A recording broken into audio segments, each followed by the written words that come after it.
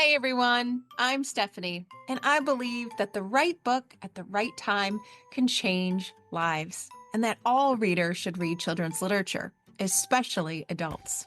So that's what we do here on the KidLit Love podcast. We celebrate all things children's literature: picture books, early readers, middle grade, and young adult novels for readers of all ages. In each episode, we'll talk with children's literature authors and discuss their books, their hopes, their dreams for readers, their writing process, and much, much more. Whether you're an adult reading to their inner child or connecting the young readers in your life with fantastic books, you've come to the right place. So grab a notebook to build your TBR, and let's get to today's episode of KidLit Love.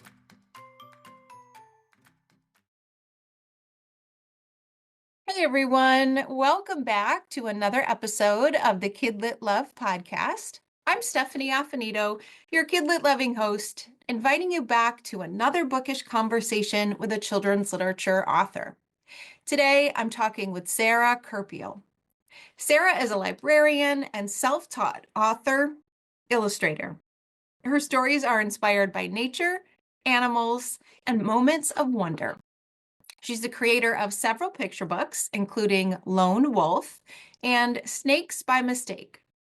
Sarah hopes her work brings a bit of happiness and disability representation into the world. She's here today to talk about her newest picture book, A Little Like Magic. It's the perfect, most charming book to highlight the rewards of stepping outside your comfort zone and finding inspiration in art and natural beauty. The book is gorgeous, listeners, and I can't wait to share it with you. So we are just going to get right to the episode. Sarah, welcome to KidLit Love. I'm so glad you're here. Thank you so much for having me. I'm so happy to be here. I am excited because I don't like to categorize people, but librarians are some of my favorite people in the world. And so I know we're going to be fast friends and have a really good bookish conversation today. But before we get to your book, which I can't wait to talk about, as I mentioned, it's just so beautiful. I do want to talk about you. And I'd love for you to take a moment to introduce yourself to listeners and tell us a bit about you and your work and your journey to children's literature. Sure. As you said, I'm a self-taught illustrator. A lot of my start was just really loving to draw. Growing up, I drew all the time. I would borrow books from the library to learn new techniques. I would draw people I found in magazines. I would pore over comic strips that in a Sunday paper, which I'm sad are not really around, not really a thing anymore. I agree. But I still get some in my email and I follow online. I doodle lots of characters. And I remember in high school, I remember learning that there was such a thing as a professional character designer. And I thought, wow, that sounds like the best job ever. But truly for me, it was always just a hobby. Mhm. Fast forward to college, I was studying English literature, and I had this wonderful professor who introduced me to graphic memoirs. So things like Persepolis, Fun Home. So books for an older audience, but they were this illustrated narrative art. And I was so captivated by them.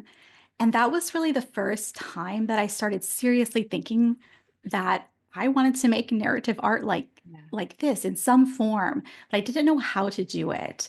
Um, I didn't even really, I started seriously thinking about it, but I didn't really tell anybody. I think like most people, it was like only my immediate family who knew that I liked making art.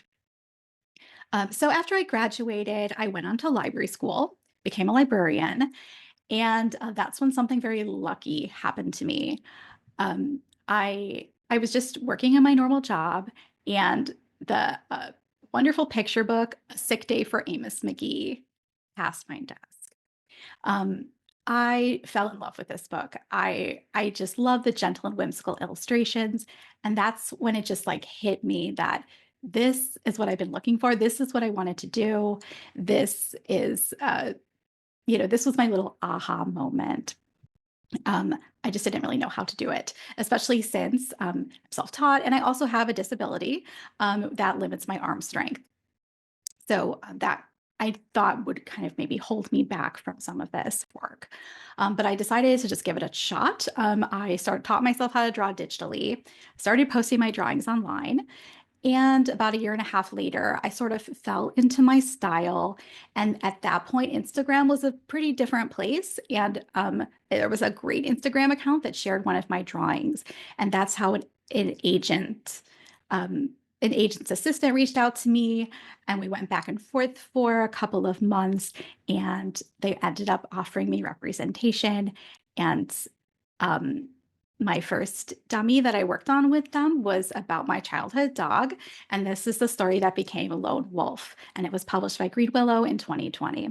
So that is a little about me and how I came into children's literature. It was meant to be. You have these moments that seem like it was meant to be. The path It was a crossed lot your of path. luck. Yeah, yeah, luck, and I would say, like, what's the word? Is it synchronicity or serendipity or whatever it is? It's right Yeah, time, right place, right energy, and look at what can happen when you just allow that possibility.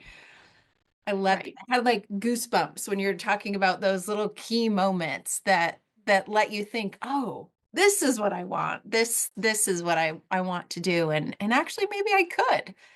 Mhm. Now Mhm. the self-taught part though still boggles my mind. How exactly did you self-teach? Did I know you said you just drew and you doodle and you did that a lot, which obviously practice is one. But I got to think there's more to it, Sarah, because these illustrations are delightful and I couldn't do them. Well, when I used to draw a lot of characters. I really liked drawing characters. I wasn't much of a background drawing person. I always just drew a lot of characters. So I had a lot to learn as I was getting more serious about things. But so when I taught myself how to draw digitally, which I felt I needed to do for my, um, partially because I think it fits I love experimenting a lot, and because it's not only because of my disability that I draw digitally, but like it does allow me a lot more freedom to experiment um, with all different kinds of digital media that anyway. So I knew I wanted to do that, to learn how to do that. So that's why I checked out books from the library. I watched lots of YouTube videos from even just not even ones that were necessarily teaching you anything. They were just showing you somebody drawing Yeah. live. I love watching just people draw. And it doesn't even have to be always digitally. I would just try to, just in different mediums.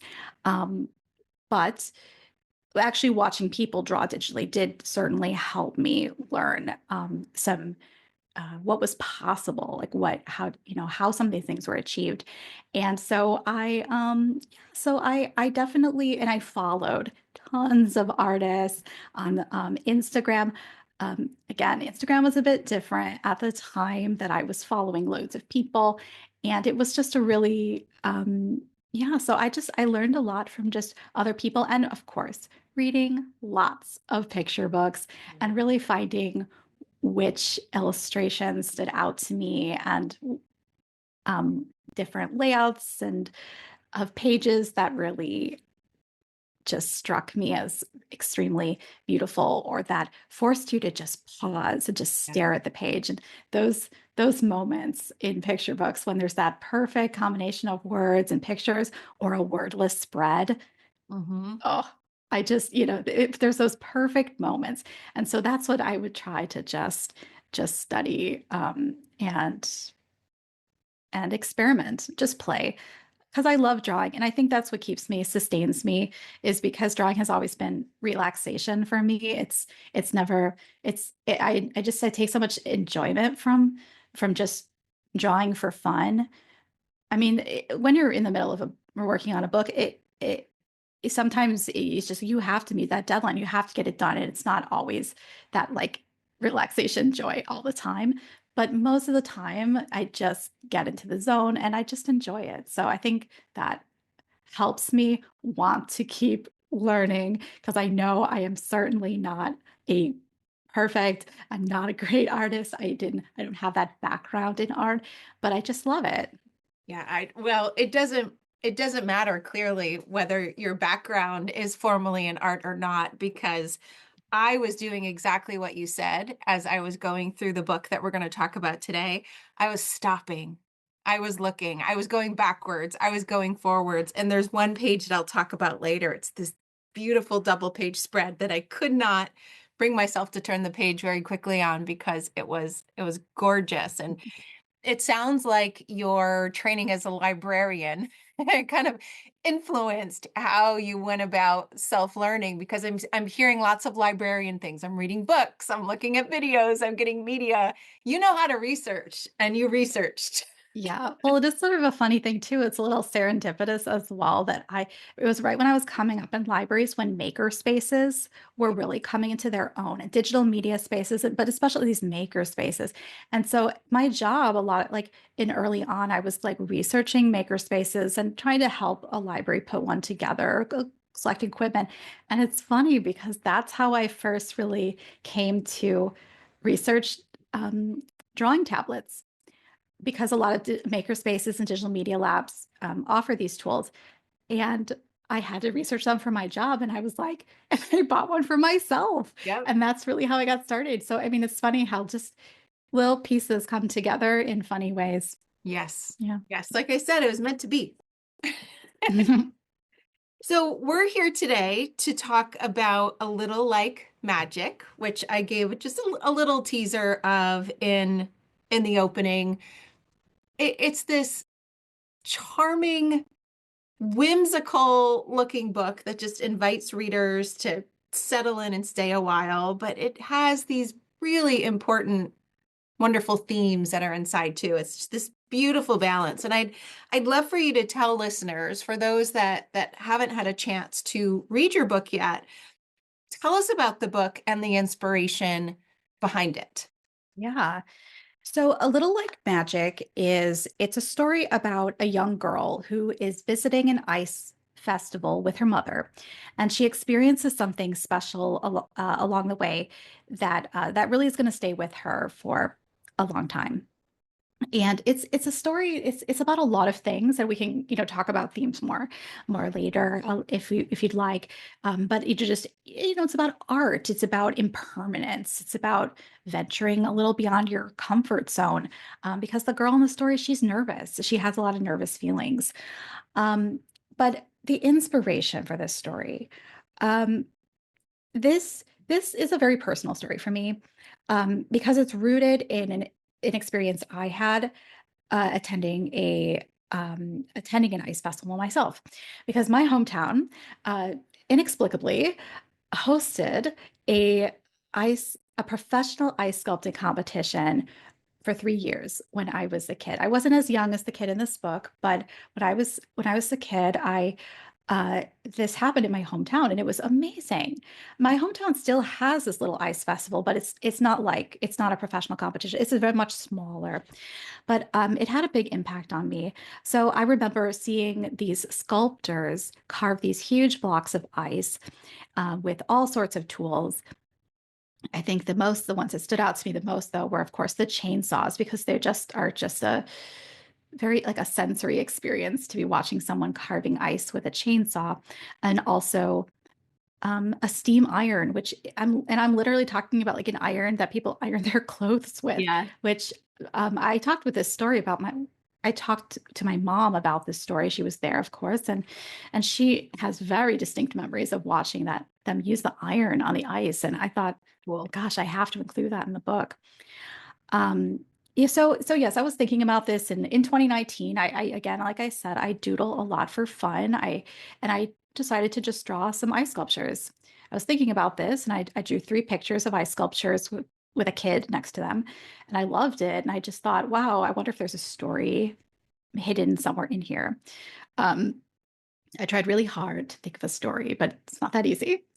And so No. it wasn't until the summer of 2021 when I finally was sitting outside in the summer, ironically, I guess. And I wrote in my notebook I still remember just writing, but won't it all melt? And oh my gosh, it was like an emotional moment for me outside as I'm sitting there because it was like I finally made this connection between the impermanence of the ice and what would that mean to a child. And it felt very authentic to little me because I that's the kind of thing I think I would think about. Maybe not. Maybe I didn't think about it in that exact circumstance, but I certainly had similar experiences where I thought things like that. Like, is that worth it? Like, why? But it's all going to go away. What's, that worried me. So yeah, so that was the inspiration behind the story. Because once I had that connection, I, all the other pieces just fell into place. And I wrote that first draft and I thumbnailed that first draft unusually fast for me, unusually fast. Yeah. Probably because it was, sitting in my head for a long time in different pieces. But it just sort of poured out of me in a way that other books that I've done have not. Yeah.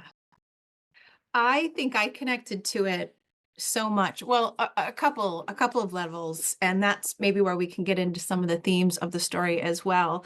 I live in upstate New York, and there's a town, Saranac Lake, that has like a winter festival and ice festival. And so like I had my own childhood experiences coming to the book with me, and I can remember that same magic that is conveyed there on the pages. I can remember standing there as a kid and thinking, how? How did this happen? I didn't get to see the process as much. It was only the finished piece that I saw. But it is just such a feeling when you think of that was a big ice cube. Someone saw the potential of that thing. And this is of all artists that just amazes me how this happens.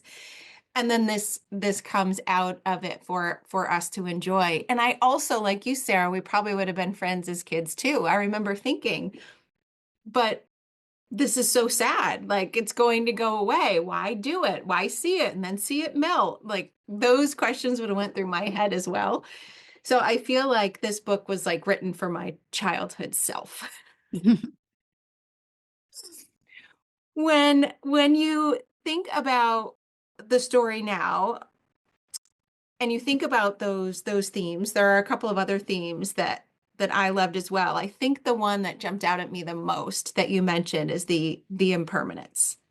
And and and I don't think it's a spoiler, but her wondering about is this all worth it? Right? I'll just say comes full circle and is a wonderful arc in the book. But I'd love for you to talk about some of those themes you mentioned of what you were thinking going into the book or what you feel readers might be able to take away from it. Yeah. Yeah, because I felt this was a very multi-layered story. Because at the surface level, I would be perfectly fine if like young readers and just take away how cool ice Right. sculptures are and how cool ice sculpting is. I even posted on my website, I have a page with some videos and things that I collected of watching people carve these sculptures. And it's so cool. It's just really a very beautiful art form. And just ephemeral art in general. And like things that just art that goes away, like sandcastles and Yeah. people who create using nature, pieces of nature. It is only meant to last a short time. And it's sort of ironic how sometimes temporary art can have such a long lasting impact on you.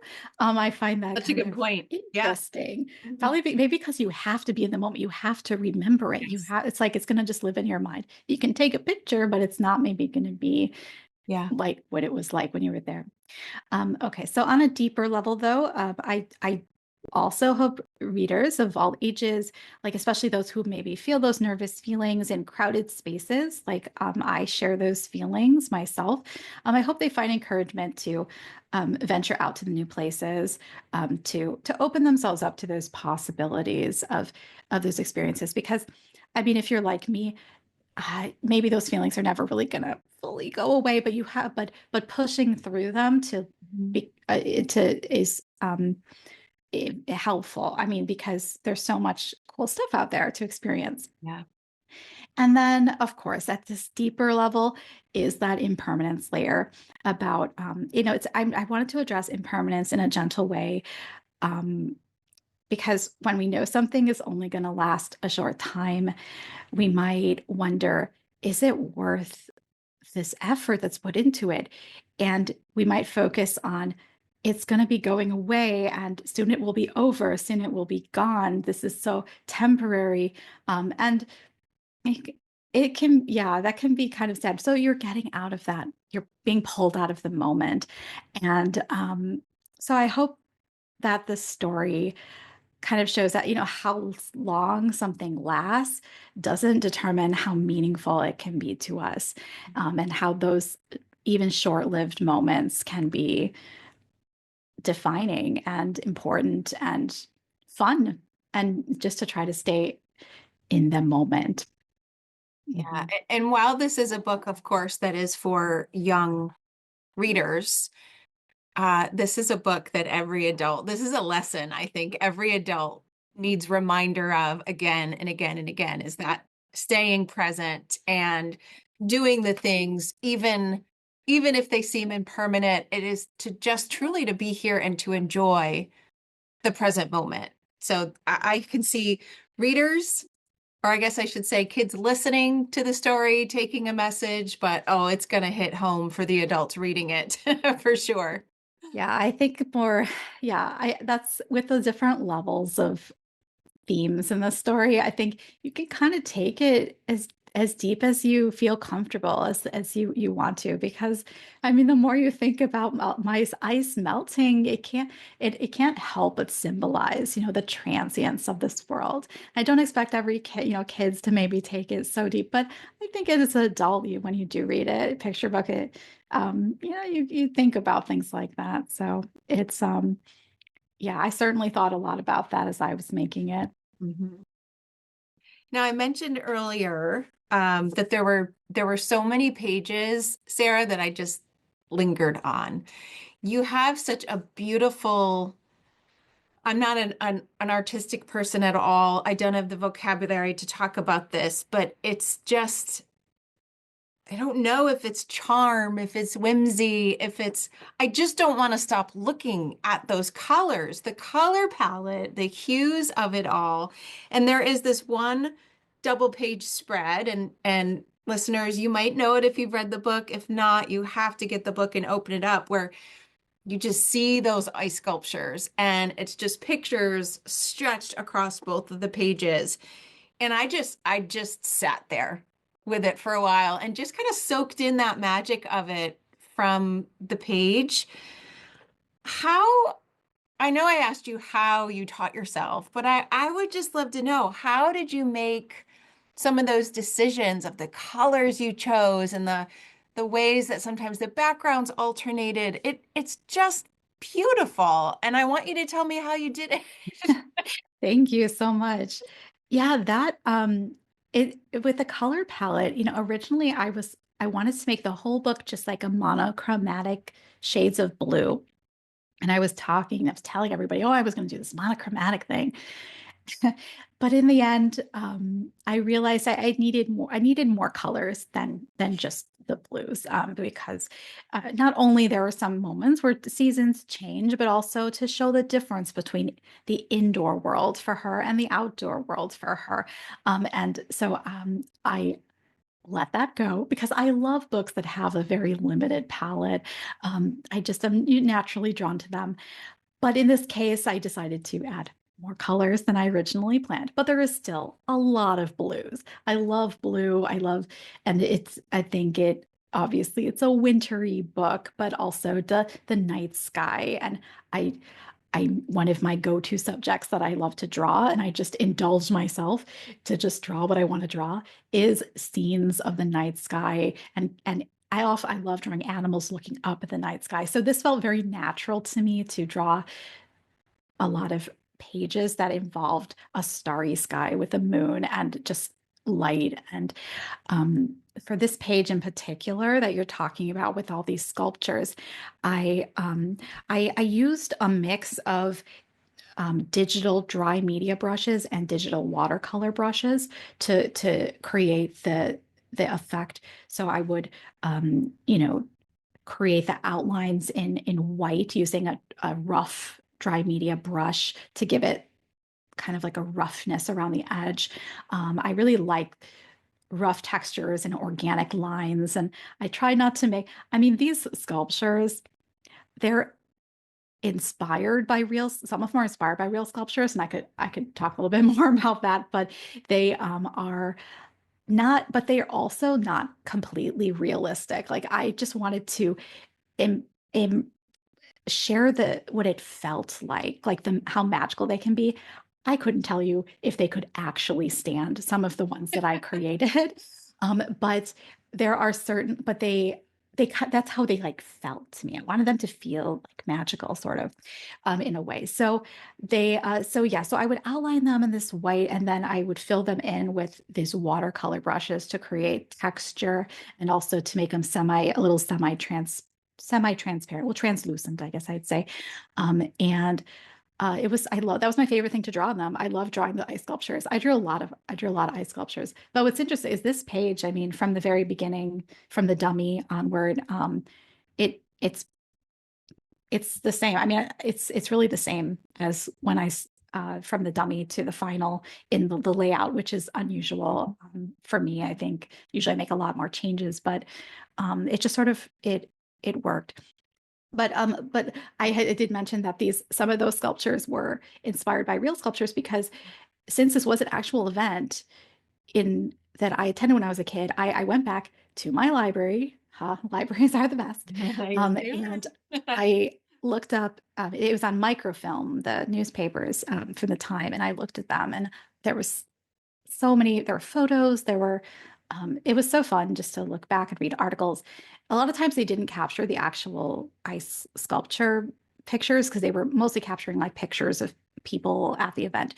But I read the names of some of these sculptures, and there was once like dolphin diver and lunar illusion, and one was funny, actually, I did not include. It's called My Pet Spot. And it was described as a man riding a dinosaur. Now, it didn't really fit the vibe of my story, so I did not include that.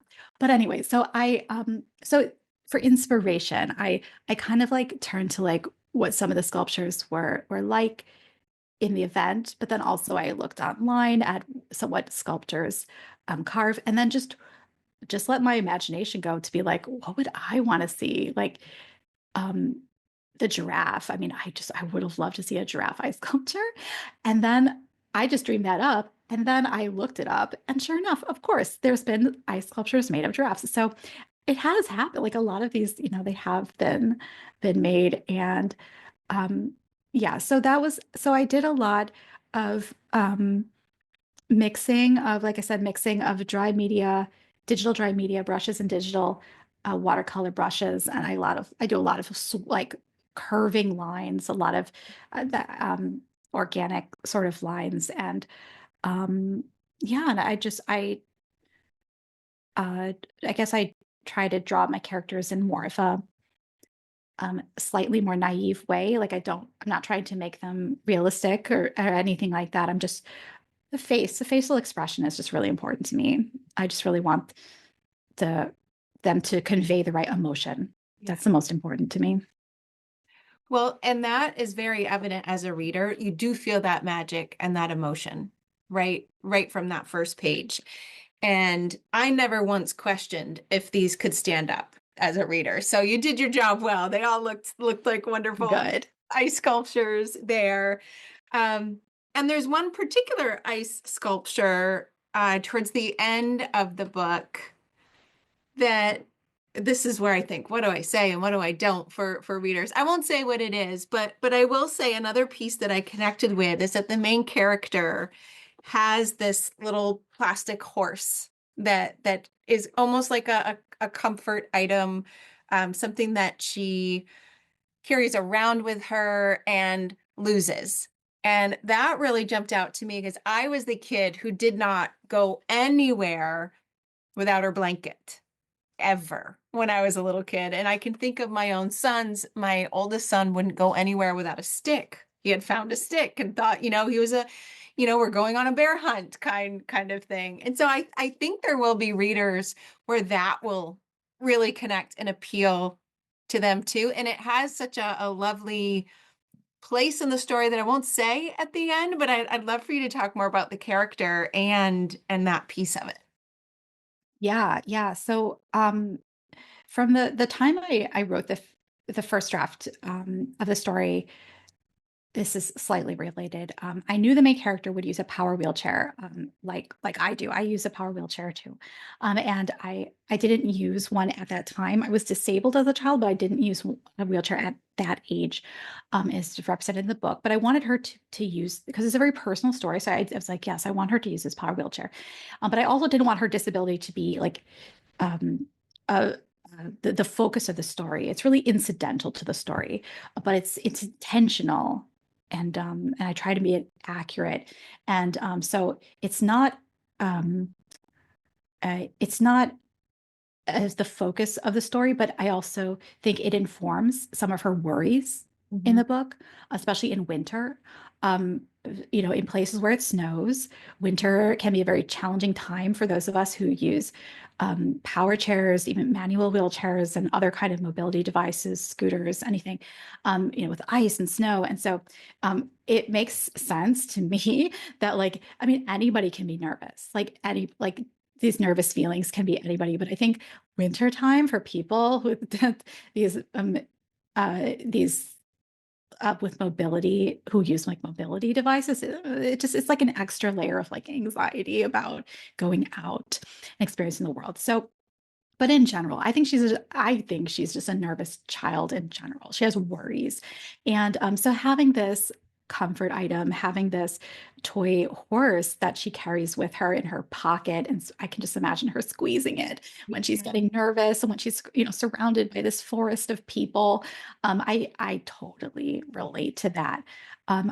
I did not carry around a little toy in my pocket. I feel like I probably, maybe I did, but I don't have a memory of it too much.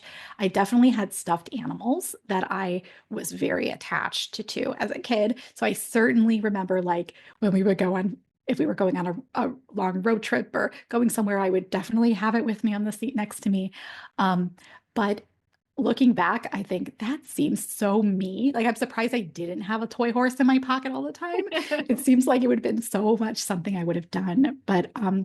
So, but yes, and yeah, it just to be there, kind of reminds her of home. I think, at least, that's in my mind. I'm just, projecting possibly, but I think it reminds her of home. It reminds her of, the things that she enjoys, and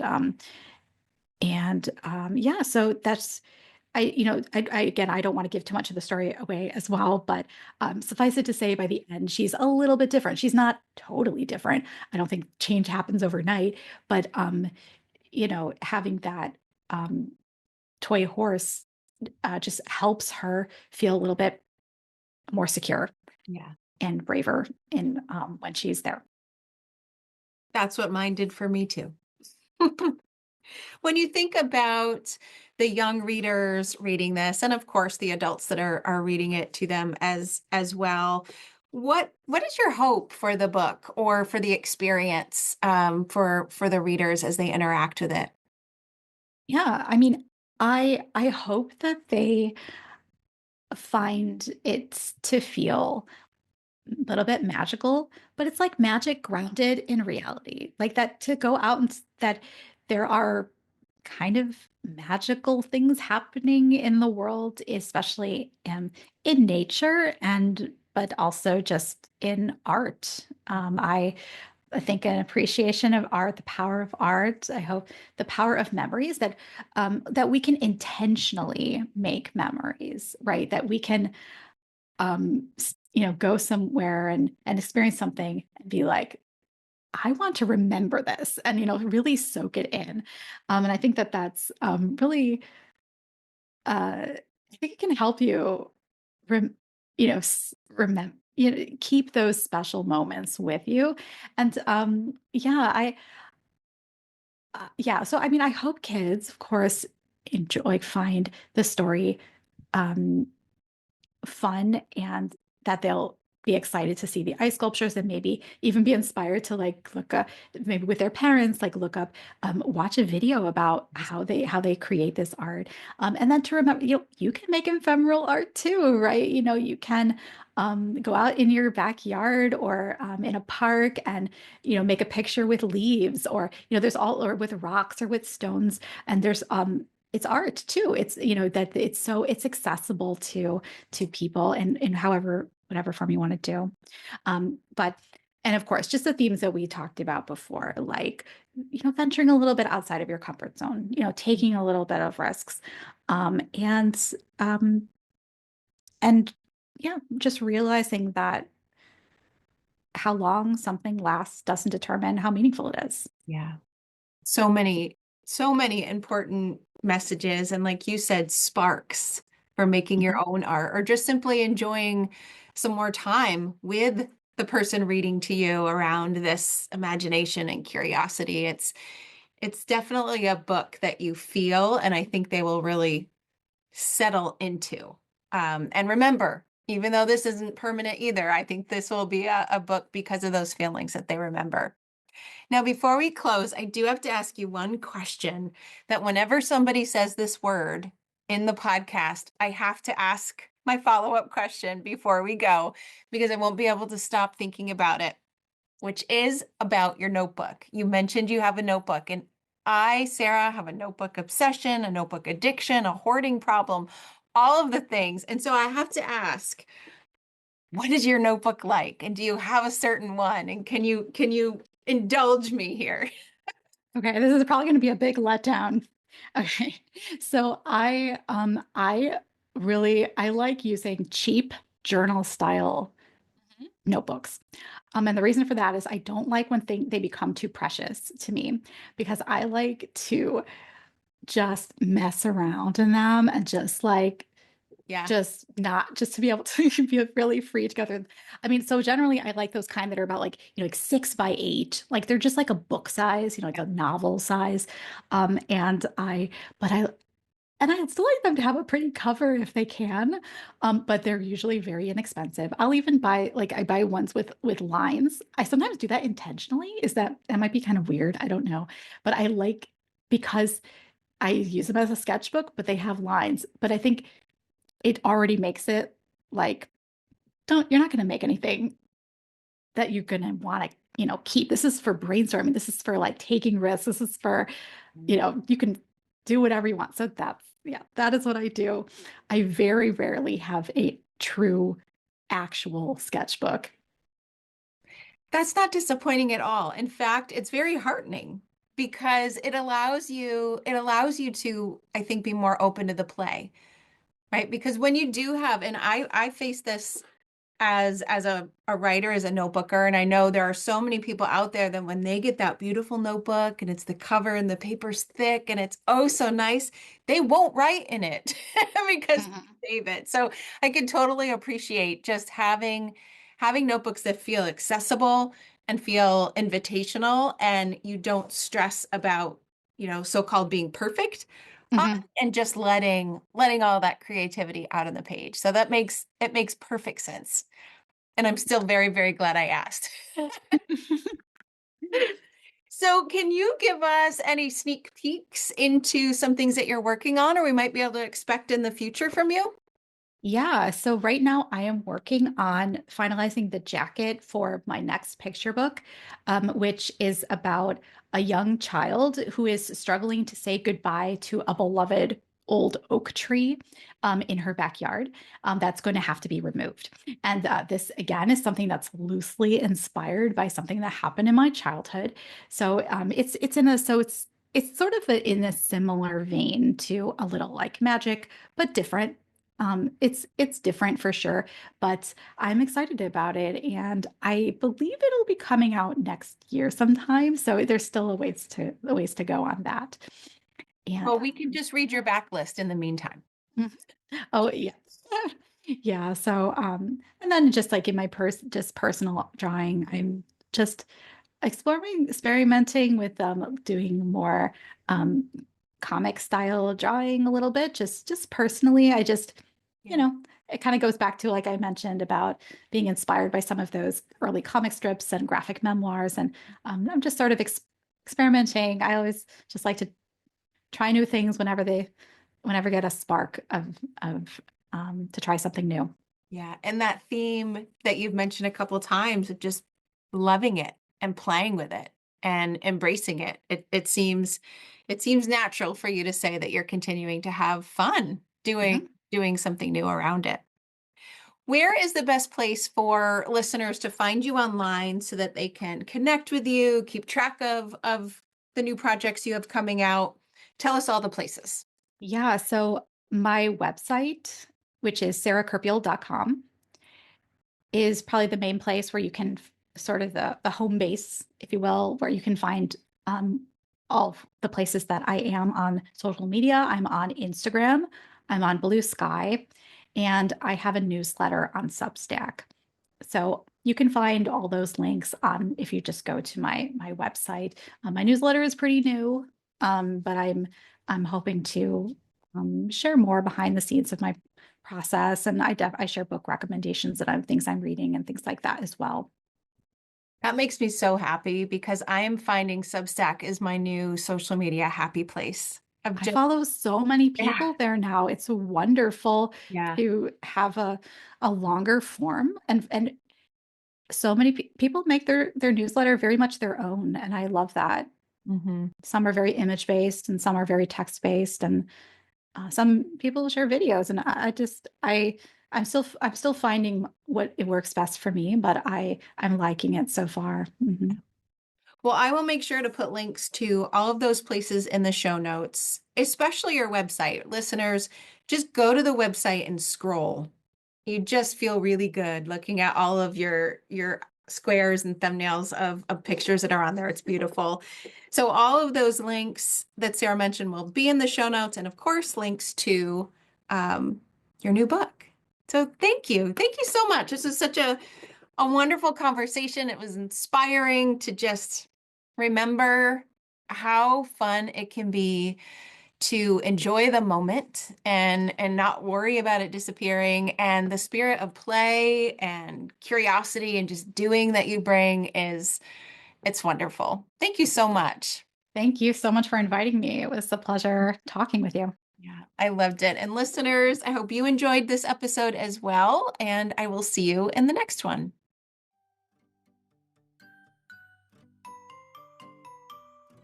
Thanks for listening to today's episode of the KidLit Love podcast. You'll find links to all of the books, resources, and ideas mentioned in the show notes and at alitlife.com. You'll also find KidLit Love on Substack. That's where you'll find posts for each episode, monthly KidLit roundups, and an invitation to join my summer book club and go deeper into the world of children's literature. And if you loved this podcast and want more, you might like to listen to my other podcast called Get Literate. It's a podcast that explores all things books and reading, notebooks and writing to build a life you love. One more thing. If you love what you listened to today, please take a moment to rate and review the podcast, or take a screenshot of the episode and text it to a friend. This helps the podcast grow and builds our bookish community of KidLit Love. Thanks for listening.